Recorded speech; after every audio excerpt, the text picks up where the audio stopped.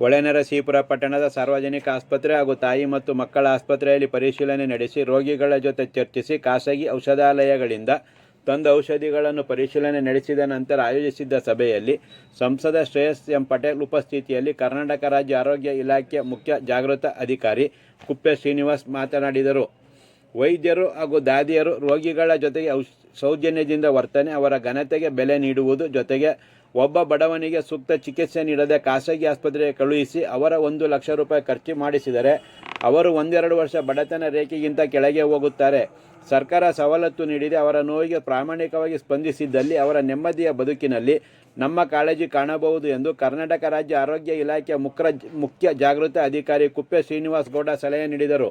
ಆಯುಷ್ಮಾನ್ ಭಾರತ್ ಆರೋಗ್ಯ ಕರ್ನಾಟಕ ಯೋಜನೆಯಲ್ಲಿ ಇಲ್ಲಿನ ಸಾರ್ವಜನಿಕ ಆಸ್ಪತ್ರೆಗೆ 3.94 ಕೋಟಿ ರೂಪಾಯಿ ಹಣ ಬಂದಿದೆ.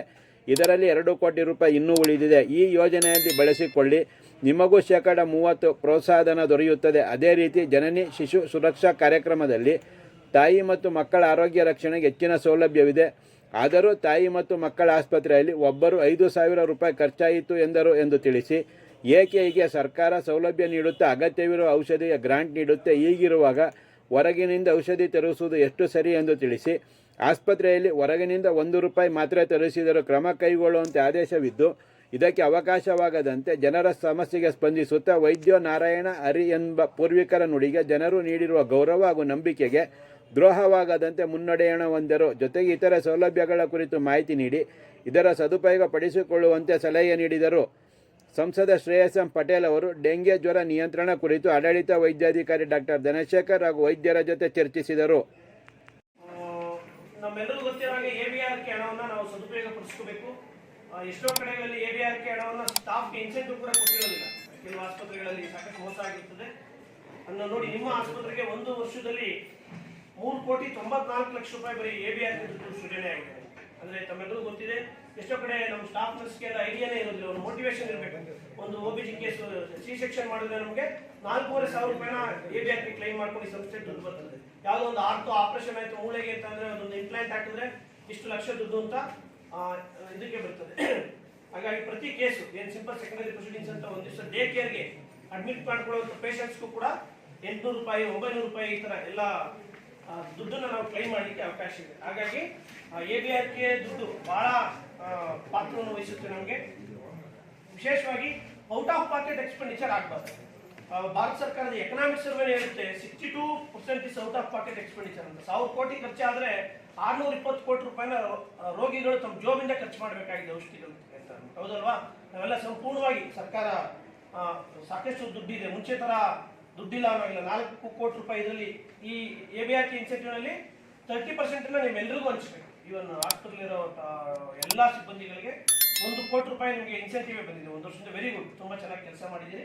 ಇನ್ನು 3 ಕೋಟಿ ರೂಪಾಯಿನ ಬರೀ ಡ್ರಗ್ಸ್ಗೆ ಅಂತ ಪರ್ಚೇಸ್ ಮಾಡಿದ್ವಿ ನೋಡಿ. ಇನ್ನು ಬಳಕೆ ಆಗದೇ ಇರೋ ದುಡ್ಡೇ ನಿಮ್ಮಲ್ಲಿ 2 ಕೋಟಿ, ಅದು 30%. ಇನ್ನು ಈಗ ಇನ್ನು 2 ಕೋಟಿ ದುಡ್ಡನ್ನ ನೀವು ಡ್ರಗ್ಸ್ ರೋಗಿಗೆ ಉತ್ತಮ ಚಿಕಿತ್ಸೆ ಕೊಡೋಕೆ ಏನೆಲ್ಲ ಬೇಕು, ಒಂದೊಳ್ಳೆ ಬೆಡ್ಶೀಟ್ ಬೇಕಾ, ಒಂದೊಳ್ಳೆ ಬೆಡ್ ಬೇಕಾ, ಓಟಿಗೆ ಒಂದು ಇನ್ಸ್ಟ್ರೂಮೆಂಟ್ಸ್ ಬೇಕಾ, ಎಲ್ಲವನ್ನು ಕೂಡ ಈ ಎಬಿಆರ್ಕೆ ದುಡ್ಡು ತೆಗೆದುಬೋದು. ಇನ್ನೂ 2 ಕೋಟಿ ದುಡ್ಡಿದೆ. ಹಾಗಾಗಿ ಯಾವುದೇ ಕಾರಣಕ್ಕೂ ಪ್ರಿಸ್ಕ್ರಿಪ್ಷನ್ಸ್ನ ಹೊರಗಡೆ ಬರೀಬಾರ್ದು. ರೋಗಿಗಳು ಬರೆದ್ರೆ ಖಂಡಿತ ಕಮಿಷನರ್ ಕೇಸ್ ಮಾಡ್ಲಿಕ್ಕೆ ಹೇಳಿದ್ದಾರೆ. ಪ್ರಿಸ್ಕ್ರಿಪ್ಷನ್ಸ್ ಹೊರಗಡೆ ಹೋಗ್ಬಾರ್ದು. ನೋಡಿ, ಈಗ ಯಾವುದೋ ಪೀಡಿಯಾಟ್ರಿಕ್ ಒಂದು ಪೇಷಂಟ್ 500 ರೂಪಾಯಿ ಹೊರಗಡೆ ಔಷಧಿ ತಗೊಂಡ್ಬಂದೆ ಅಂತ ಅವ್ರಿಗೆ ಅವ್ರ ಜೋಬಿಂದ ಖರ್ಚಾಯ್ತು. ಹೌದಲ್ವಾ? ಇನ್ನೊಂದು ಯಾವುದೋ ಲೇಡಿ 7,000 ರೂಪಾಯಿ ಆಯ್ತು ಅಂತ ಡೆಂಗ್ಯೂ ಪೇಷಂಟ್ ಏನು ಅನ್ಸುತ್ತವರು ಪ್ಯಾರಾಸಿಟಮಾಲ್ IV ಪ್ರಿಪ್ರೇಷನ್ ಹಾಕಬೇಕು 370 ರೂಪಾಯಿ ಹೊರಗಡೆ ತಗೊಂಡಿದ್ದಾರೆ. ನಾವು ಜಂಪೋಟಲ್ಲಿ ಪಕ್ಕದ ರಿಕೂರು ತಾಲೂಕಲ್ಲಿ ತರಿಸಿದ್ರೆ 68 ರೂಪಾಯಿಗೆ ಔಷಧಿ ಸಿಗುತ್ತೆ ನಮಗೆ. ಹೌದಲ್ವಾ? ಅವನು ದಿನಕ್ಕೆ 2 ಬಾಟ್ಲು 1 ಬಾಟ್ಲು ಅದು ಹಾಕಬೇಕು ಅಂತ 5,000 ರೂಪಾಯಿ ಅದಕ್ಕೆ ವೇಸ್ಟ್ ಆಗ್ತದೆ. ನಾವು 500 ರೂಪಾಯಿ ಆಗುತ್ತೆ. ಸರ್ಕಾರ ದುಡ್ಡು ನೋಡಿ, ಆ ಪೇಷಂಟ್ ನಾವು ಅಡ್ಮಿಟ್ ಮಾಡ್ಕೊಟ್ಟಿದ್ರೆ ಪರ್ ಡೇ ನಾವು 900 ರೂಪಾಯಿನ 1,000 ರೂಪಾಯಿನ ಕ್ಲೈಮ್ ಮಾಡ್ಕೊತೀವಿ ಅದಕ್ಕೆ ಎಬಿಆರ್ಕೆ ಕ್ಲೈಮ್ಸ್. ಹೌದಲ್ವಾ? ಅವ್ರದೇ ದುಡ್ಡನ್ನು ಮತ್ತೆ ಅವ್ರಿಗೆ ಔಷಧಿ ಕೊಡ್ಲಿಕ್ಕೆ ಅವಕಾಶ ಇದೆ. ಮುಂಚೆ ಇಷ್ಟು ಅವಕಾಶ ಇರಲಿಲ್ಲ. ಎಬಿಆರ್ಕೆ ಸ್ಕೀಮಲ್ಲಿ ಎಷ್ಟೆಲ್ಲ ಲಾಭ ಇದೆ ಅಂದರೆ, ಈಗ ಆಪರೇಷನ್ ಥಿಯೇಟರ್ಗೆ ಯಾವುದೋ ಒಂದು ಐಟಮ್ ಬೇಕು, ಓಟಿಗೆ ಐಟಮ್ ಬೇಕು, ನಮ್ಮ ಫ್ಯೂಮಿಗೇಟರ್ ಇನ್ಯಾವುದು 30,000 50,000 ಐಟಮ್ಸ್ ತರಿಸ್ಕೋಬೋದು ನೀವು. 106 ಜನ ರೋಗಿಗಳಿಗೆ ಅನುಕೂಲ ಆಗುತ್ತೆ ಅದರಲ್ಲಿ. ಈಗ ಪ್ರೈವೇಟ್ ಹಾಸ್ಪಿಟಲಲ್ಲಿ ಎಷ್ಟೋ ಕಡೆ ಒಳ್ಳೆ ಎಫಿಷಿಯೆಂಟ್ ಮೆಡಿಸಿನ್ಸ್ ಇರುತ್ತೆ, ಎಫಿಷಿಯೆಂಟ್ ಇನ್ಸ್ಟ್ರೂಮೆಂಟ್ಸ್ ಇರುತ್ತೆ. ನಮ್ಮಲ್ಲಿ ಇಲ್ಲ ಅನ್ನೋ ಆಗಿಲ್ಲ. ನಮ್ಮ ಕರ್ನಾಟಕ ಏನು ಮೆಡಿಕಲ್ ಸಪ್ಲೈಸ್ ಕಾರ್ಪೊರೇಷನ್ ಇಂದ ಸೆಂಟ್ರಲೈಸ್ ಆಗಿ ಡ್ರಗ್ಸನ್ನು ಖರೀದಿ ಮಾಡಿ ಬಹುಪಾಲು ಡ್ರಗ್ಸ್ ಬರುತ್ತೆ ನಿಮ್ಗೆ, ಪ್ಯಾರಾಸಿಟಮಾಲ್ ಡೈಕ್ಲೋ ಬೇಸಿಕ್ಸು. ಅದನ್ನು ಮೀರಿ ನಿಮಗೆ ಯಾವುದೋ ಇನ್ನೂ ಒಳ್ಳೆ ಡ್ರಗ್ ಬರೀಬೇಕು ಅಂತ ಅನಿಸುತ್ತೆ, ಆ ಡ್ರಗ್ ಕೊಟ್ಟರೆ ಈ ಕಾಯಿಲೆಗೆ ಉತ್ತಮ ಅಂತ ಅದನ್ನು ತರಿಸ್ಕೊಳ್ಳಿಕ್ಕೆ ಎಬಿಆರ್ಕೆ ಹಣ ಇದೆ. ದಯಮಾಡಿ ಇದನ್ನು ಬಳಸ್ಕೋಬೋದು. ಇದ್ರ ಜೊತೆಗೆ ಸ್ಟೇಟ್ ಬಜೆಟ್ ಅಂತ 1 ವರ್ಷಕ್ಕೆ 1 ತ್ರೈಮಾಸಿಕ, ಈಗ 3 ತಿಂಗಳು ತ್ರೈಮಾಸಿಕ ಮಾಡ್ಕೊಂಡಿದ್ರೆ ಒಂದೊಂದ್ಸಲ 4 ತಿಂಗಳು ಮಾಡ್ಕೊತಾರೆ. ಕಡಿಮೆ ಇದ್ರೂ 25 ಲಕ್ಷ ರೂಪಾಯಿ ಬರೀ ಸ್ಟೇಟ್ ಬಜೆಟ್ ಬರ್ತದೆ ಈ ಆಸ್ಪತ್ರೆಗೆ. ಇದನ್ನ ಕಂಪ್ಲೀಟ್ ಫರ್ನಿಚರ್ ತೆಗೆದುಕೊಳ್ಳಿಕ್ಕೆ ಒಂದಷ್ಟು ಇನ್ಸ್ಟ್ರೂಮೆಂಟ್ಸ್ ತೆಗೆದುಕೊಳ್ಳಿಕ್ಕೆ ಮಿಸಲೇನಿಯಸ್ ಈ ಥರಕ್ಕೆಲ್ಲ ಬಳಸಲಿಕ್ಕೆ ಅವಕಾಶ ಇದೆ. ಇದ್ರ ಜೊತೆಗೆ ನಿಮಗೆ ARS ಫಂಡ್ ಅಂತ ಅಂದ್ಬಿಟ್ಟು ಆರೋಗ್ಯ ರಕ್ಷಾ ಸಮಿತಿ ಫಂಡ್ ಕೂಡ ಒಂದು 2-3 ಲಕ್ಷ ಬರ್ತದೆ. ಅದರಲ್ಲೇ ಸಂಬಳಕ್ಕೂ ಬೇರೆ ಬೇರೆ ಕಾರಣಕ್ಕೆ ಅದನ್ನು ಬಳಸ್ಕೋಬೋದು ನೀವು.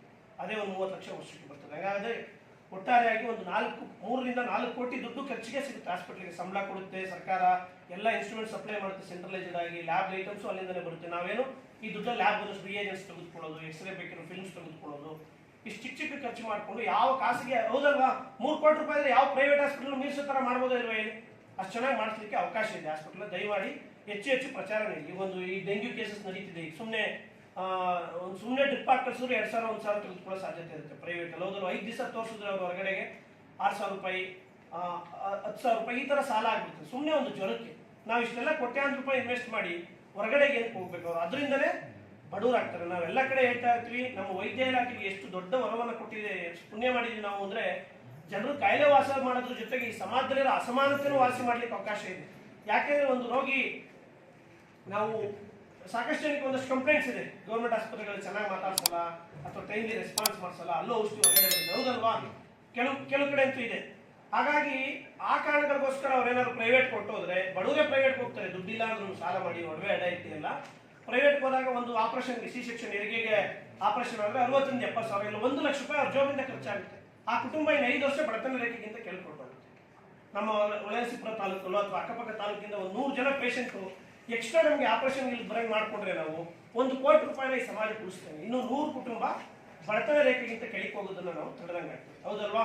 ತಾಯಿ ಮಕ್ಕಳ ಆರೈಕೆಗೆ JSSK ಅಂತ ದುಡ್ಡು ಬರ್ತದೆ, ಅದರಲ್ಲಿ ಊಟ ಕೊಡ್ಬೋದು. ತಾಯಿ ಒಂದು ಹೆಣ್ಣು ಮಗು ಹೆರಿಗೆನೋ ಆರಂಭ ದಿವಸದಿಂದ ಅವ್ರ ಮನೆಯಿಂದ ಆಂಬುಲೆನ್ಸಲ್ಲಿ ಕರ್ಕೊಂಡ್ಬಂದು ಊಟ ಕೊಟ್ಟು ಬಿಸಿನೀರು ಕೊಟ್ಟು 1 ರೂಪಾಯಿ ಖರ್ಚು ಮಾಡೋಗಿಲ್ಲ. ಮಾತ್ರೆಗೂ ಕೂಡ ಸೇಫಾಗಿ ಕರ್ಕೊಂಡೋಗಿ ಮನೆಗೆ ಬಿಡ್ಲಿಕ್ಕೂ ಕೂಡ ನಮ್ಮಲ್ಲಿ ಡೀಸೆಲ್ ತಂದೂ ಕಾಂಪೊನೆಂಟ್ ಕೊಡುತ್ತೆ ಸರ್ಕಾರ. ಇಷ್ಟೆಲ್ಲ ಅವಕಾಶಗಳಿದ್ದಾಗ ನಾವು ಹೆಚ್ಚು ಸಮರ್ಪಕವಾಗಿ ಮಾಡಬೇಕು. ದಯಮಾಡಿ ನಾವು ಹೆಚ್ಚು ಸೌಜನ್ಯದಿಂದ ವರ್ತಿಸ್ಬೇಕು. ಯಾವಾಗ ಕೆಲವು ಸರಿ ಒತ್ತಡ ಇರ್ತದೆ, ಎಷ್ಟು ಪ್ರೀತಿಯಿಂದ ಮಾತಾಡಿಸ್ತೀವಿ ಅದ್ರ ಮೇಲೆ ನಮ್ಮ ಪೇಷಂಟು ಹೆಚ್ಚಾಗ್ತದೆ ಸರ್ಕಾರಿ ಆಸ್ಪತ್ರೆಗೆ. ಮತ್ತೆ ಅಲ್ಸೋಂಥದ್ದಾಗಬಾರ್ದು. ಈ ಒಂದು OPD ಕಾರ್ಡ್ ತೊಗೊಳಿಕ್ಕೆ 1 ಅವರ್ 2 ಅವರ್ ನಿಲ್ಲಂಗೆ ಆಗಬಾರ್ದು. ಇನ್ನೇನೋ ಲ್ಯಾಬ್ಗೆ ಫೀಸ್ ಕಟ್ಟಕ್ಕೆ ಅರ್ಧ ಗಂಟೆ ನಿಂತ್ಕೊಳ್ಳೋದು, ಲ್ಯಾಬ್ಗೆ ರಿಪೋರ್ಟ್ ಬರೋಕ್ಕೆ 3 ಗಂಟೆ ಆಗುತ್ತೆ, ಒಂದು ಇಡೀ ದಿವಸ ವೇಸ್ಟ್ ಆಗುತ್ತೆ ಅಂದಾಗ ವಿಲ್ ಬಿ ಡಿಮೋಟಿವೇಟೆಡ್. ಹಾಗಾಗಿ ಎಷ್ಟು ಕ್ವಿಕ್ಕಾಗಿ ಸರ್ವಿಸ್ ಕೊಡ್ಲಿಕ್ಕೆ ಸಾಧ್ಯನೋ ಈ ಕೆಲಸಗಳು ಹೆಚ್ಚಿಗೆ ಆಗಬೇಕು. ಹೆಚ್ಚು ರೋಗಿಗಳು ಸರ್ಕಾರಿ ಆಸ್ಪತ್ರೆಗೆ ಬರೋ ಥರ ಆದರೆ ಅವ್ರ ಬಡತನವನ್ನು ನಾವು ಕಡಿಮೆ ಮಾಡಿದಂಗೆ ಆಗುತ್ತೆ. ದಯಮಾಡಿ ಈ ನಿಟ್ಟಿನಲ್ಲಿ ತಾವೆಲ್ಲರೂ ಹೆಚ್ಚು ಕೆಲಸವನ್ನು ಮಾಡಬೇಕು ಅಂತ ಕೇಳ್ಕೊತೀನಿ. ಮತ್ತು ನಮ್ಮ ಮಾಧ್ಯಮದ ಮಿತ್ರರು ಕೂಡ ಸರ್ಕಾರಿ ಆಸ್ಪತ್ರೆಯಲ್ಲಿ ಸಾಕಷ್ಟು ದುಡ್ಡಿದೆ, AVRKನ ಎಲ್ಲ ಹೆಚ್ಚು ಸಾರ್ವಜನಿಕರು ಬಳಸಿಕೊಳ್ಳಿ ಸೇವೆಗಳನ್ನ. AVRK ಸ್ಕೀಮ್ನಲ್ಲಿ ಎಲ್ಲ ಒಳರೋಗಿಗಳಿಗೆ ಸಂಪೂರ್ಣ ಉಚಿತ ಚಿಕಿತ್ಸೆಯನ್ನು ಕೊಡ್ತದೆ. ತಾವು ಆಧಾರ್ ಕಾರ್ಡ್ ಅಂತ ಮಾಡಿಸ್ಕೊಳ್ಳಿ. ಈಗ ಆಯುಷ್ಮಾನ್ ಭಾರತ್ ಆರೋಗ್ಯ ಕರ್ನಾಟಕ ಅಂತ ಕಾರ್ಡ್ ಇದೆ. ಕಾರ್ಡ್ ಮಾಡಿಸ್ಕೊಳ್ಳದಿದೆ ಇರುವಂಥ ಸಾರ್ವಜನಿಕರು ಆಧಾರ್ ಕಾರ್ಡು ರೇಷನ್ ಕಾರ್ಡ್ನ ಕಡ್ಡಾಯ ತರಬೇಕು ಆಸ್ಪತ್ರೆಗೆ ಬರುವಾಗ. ಅವ್ರದ್ದು Aadhaar card BPL ration card ಇದ್ರೆ ಸಂಪೂರ್ಣ ಉಚಿತ ಚಿಕಿತ್ಸೆ ಸಿಗುತ್ತೆ. ವಿಶೇಷವಾಗಿ ಸರ್ಕಾರಿ ಆಸ್ಪತ್ರೆಗಳಲ್ಲಿ ಯಾವುದೇ ಔಷಧಿಗಳನ್ನ ಹೊರಗಡೆ ಬರೆಯುವ ಆಗಿಲ್ಲ. ಆಮೇಲೆ ಇನ್ನೂ ವಿಶೇಷ, ನಮ್ಮ ಸರ್ಕಾರಿ ಆಸ್ಪತ್ರೆಯಲ್ಲಿ ರೆಫರೆನ್ಸ್, ಇಲ್ಲಿ ಯಾವುದೋ ಒಂದು ಚಿಕಿತ್ಸೆ ಕೊಡೋಕ್ಕಾಗಿಲ್ಲ, ಇವತ್ತು ಆಪರೇಷನ್ ಮಾಡಿಸ್ಬೇಕು, ನಮ್ಮ ಡಾಕ್ಟರ್ ಇಲ್ಲ ಅಂದರೆ ರೆಫರ್ ಮಾಡಿ ಜಿಲ್ಲಾ ಆಸ್ಪತ್ರೆಗೆ ಕಳಿಸ್ಬೇಕು. ಜಿಲ್ಲಾ ಆಸ್ಪತ್ರೆಯಲ್ಲೂ ಅಲ್ಲಿ ಡಾಕ್ಟರ್ ಇಲ್ಲ ಅವತ್ತು ಅಂದರೆ, ಅಥವಾ ಯಾವುದೋ ಉಪಕರಣ ಇಲ್ಲ, ಸೌಲಭ್ಯ ಕೊಡೋಕ್ಕಾಗ್ತಿಲ್ಲ ಅಂದರೆ ಪ್ರೈವೇಟ್ ಆಸ್ಪತ್ರೆಗೆ ಸರ್ಕಾರನೇ ದುಡ್ಡು ಕೊಡುತ್ತೆ, ಅಗ್ರಿಮೆಂಟ್ ಮಾಡ್ಕೊಂಡಿರುತ್ತೆ, ಇಂಥ ಖಾಸಗಿ ಸಂಸ್ಥೆಗಳಿಗೆ ನೀವು ಹೋಗಿ ಅಂತ ಸಂಪೂರ್ಣ ಚಿಕಿತ್ಸೆ ಕೊಡ್ಲಿಕ್ಕೆ ಅವಕಾಶ ಇದೆ. ನಮ್ಮ AVRKನಲ್ಲಿ ವಿಶೇಷ ಪ್ರಕರಣದಲ್ಲಿ ಸರ್ಕಾರಿ ಆಸ್ಪತ್ರೆಗೆ ಬರೋಕ್ಕೆ ಆಗಲಿಲ್ಲ, ಡೈರೆಕ್ಟ್ ಪ್ರೈವೇಟ್ ಆಸ್ಪತ್ರೆಗೆ ಹೊರಟೋದ್ರು ಕೂಡ ಅಲ್ಲೂ ಕೂಡ AVRK ಕ್ಲೈಮ್ ಮಾಡ್ಕೋಬೋದು ತುರ್ತು ಸಂದರ್ಭದಲ್ಲಿ, ಹೌದಲ್ವಾ? ಹಂಗಾಗಿ ಸಾರ್ವಜನಿಕರು ತಮ್ಮ ಜೋಬಿಂದ 1 ರೂಪಾಯಿನ ಖರ್ಚು ಮಾಡಿಕೊಳ್ಳದಂಗೆ ಸಂಪೂರ್ಣ ಉಚಿತ ಚಿಕಿತ್ಸೆ ಪಡೆದುಕೊಳ್ಳಲಿಕ್ಕೆ ಅವಕಾಶ ಇದೆ. ದಯಮಾಡಿ ಸಾರ್ವಜನಿಕರು ಹೆಚ್ಚು ಬಳಸ್ಕೋಬೇಕು ಅಂತ ಕೇಳ್ಕೊಳ್ತೀನಿ.